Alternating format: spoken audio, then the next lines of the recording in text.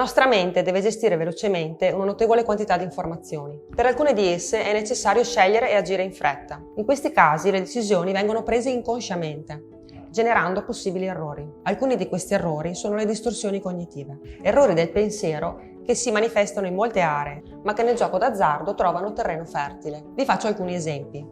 La fallacia di Monte Carlo è credere che un numero ritardatario abbia maggiori possibilità di uscire rispetto a un qualsiasi altro numero. La near miss è la quasi vincita. Avere un numero molto vicino a quello vincente o un simbolo vicino a quello vincente e credere che la prossima volta andrà sicuramente meglio. Correlazioni illusorie sono ad esempio comprare un gratta e vinci fortunato in una ricevitoria e recarsi sempre nella stessa ricevitoria pensando che quel posto sia più fortunato di altri.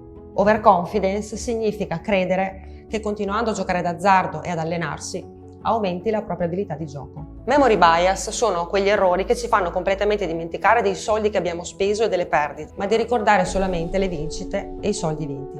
Durante il trattamento si lavora per rendere consapevoli questi pensieri, al fine di poterli mettere in discussione.